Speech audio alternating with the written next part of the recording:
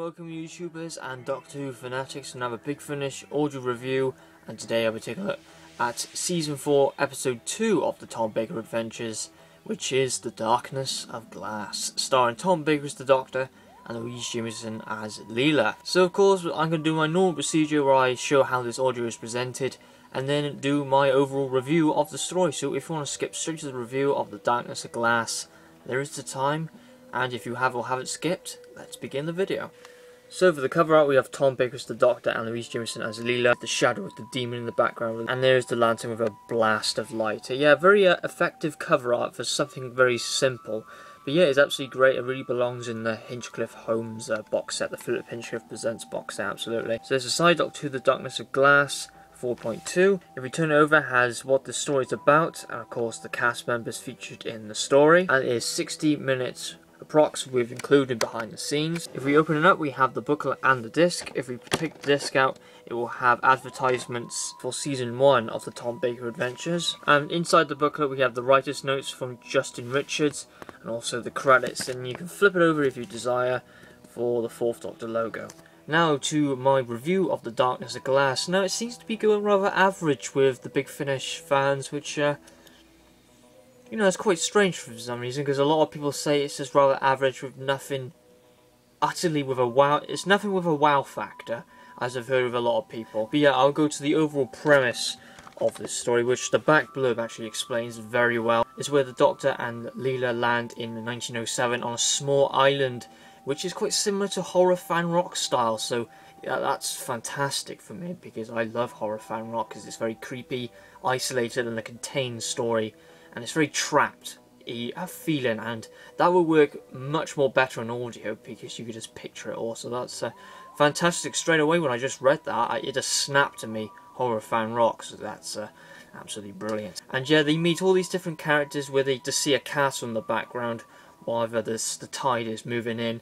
All these different characters which are actually gathered to celebrate the 100th anniversary of the death of Mannering Caversham, who was known as the greatest Lanternist who ever lived, but as the story goes, in his lifetime he actually unleashed a supernatural demon from the depths of hell, and as the story goes, he actually trapped it in a lantern forever in the glass. And that was 100 years ago, and yeah, this is the 100th anniversary of when that demon was trapped. So you know, when a 100th anniversary arrives, you know something is gonna go crazy happening. Yeah, this story really reminds me of horror fan rock and the BBC book known as The Banco Legacy. It really just feel like that horror sort of style story. Now I'm gonna go into my review of the story.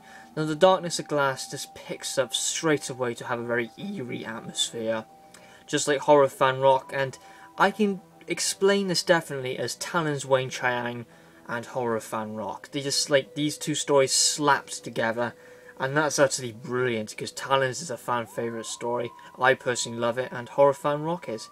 I'll explain it like this: the characters are very Talon's of Wayne Chiang style, which is absolutely brilliant, and the atmosphere is a lot like horror fan rock a little bit, not with aliens, but more onto the horror side of it. But the feeling and the atmosphere feels like horror fan rock, which is both brilliant stories they brought together into this one. Yeah, part 1 was built up very, very good, and I like the silent screaming of the glass in the background, which is faintly heard at the start of the story. If you can hear really closely, you can actually scream it in the background without any of the characters actually noticing, like a very quiet scream.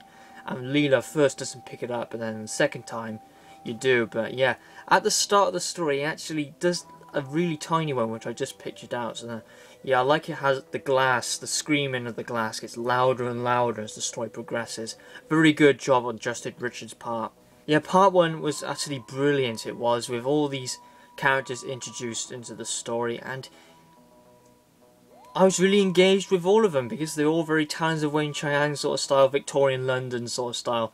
And yeah, I do love when the Doctor takes a little joke at Britain, but it's always wet. Part 2, however, is where the enemy of this story really reminds me of the Vasta Narada, that the shadows are the enemy.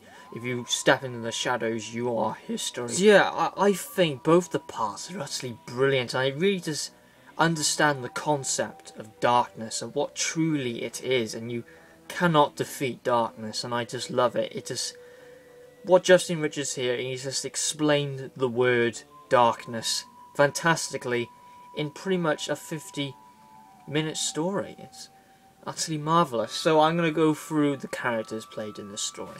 So now we go to the characters. You're probably thinking K9's not on this list, but yes, he wasn't featured in this story. He was in the Excellons. He just stayed in the TARDIS the whole time. So yeah, he didn't have a single word of dialogue, so yeah, throw him right out the window. So let's start with the Doctor. Yeah, the Doctor in this has very good courage and determination, that he will not back down until this evil has been eliminated. Definitely love the Doctor in this one. He's courageous, he's determined, and he's not feared by the demon, as it likes to be called. But yeah, absolutely, again, Tom Baker does absolutely marvellous. And just picturing this story, it absolutely belongs in the Hinchcliffe box set. It would have been almighty if this story was expanded into a 4-parter and placed in a Hinchcliffe box set. Leela's character, a really good character. She doesn't really like the other characters in this story, like Professor Oliver and especially David Lacey. I forgot what Leela calls David Lacey, but he calls some name to him, which is quite funny. They make him very weak of a character. And I like Leela. It's quite similar that there's a very screamy character in this one that annoys Leela, which is quite the same what happens in Horror Fan Rock, where Leela slaps one of the women characters in Horror Fan Rock. I see a little bit more tweaks, and I see a little bit of similarities to Fan Rock, which is great. Yeah, Leela's character, brilliant. She just sounds very similar to the TV role. Yeah, her age doesn't really pick her off in this story, absolutely. Fantastic on her part.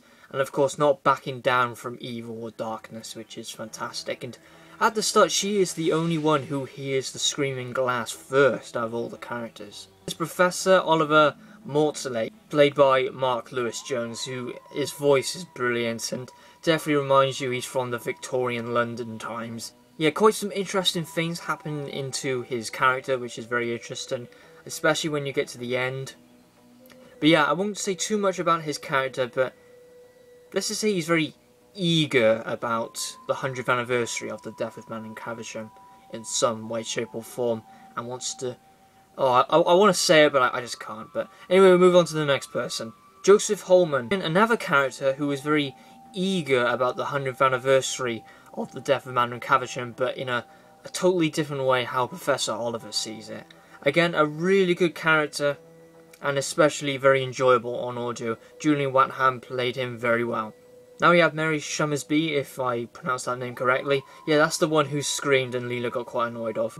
Quite good dialogue between her and the Doctor, which was quite good. So yeah, Sinead Kian did very well. David Lacey is a funny damn character. I do enjoy his character. And Leela really did not like Lacey and thought he was just weak and a coward and like that. And yeah, there was some funny dialogue going between the two, which was pretty funny. So yeah, I like David Lacey's character. He's pretty damn good. Bit of an underdog character, but he doesn't really interact with the other characters too much. He's rather standalone to himself. But yeah, Rory Keane played him very well. And of course we have the demon played by Nicholas Briggs. At the start it was pretty much roaring and things like that. It's used as a shadow for the most part of the story, which is brilliant. So overall, Darkness of Glass, I've got to say, it's a fantastic Tom Baker story. I'm quite surprised people find this average, because I think this is a fantastic tale by Justin Richards, which really surprised me. But the pacing was there. I guess it probably means if the stories are longer, Justin Richards' pacing goes a little bit wibbly-wobbly. But this way, he just pulls it off straight away. And I do wish it was in the Hinchcliffe Holmes box set and expanded on, because it would have been something marvellous, and I think it would have got a really good rating. So yeah, the only thing I wish about it was longer.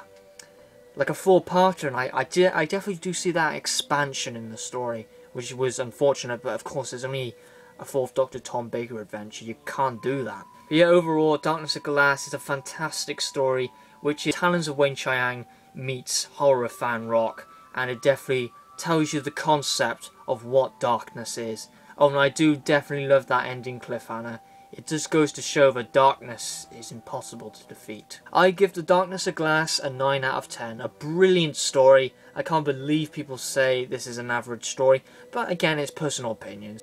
And now we come to a much stronger story from the Excellons. This definitely pulled it off, and I hope the 4th Doctor Adventure Season 4 stays to this level.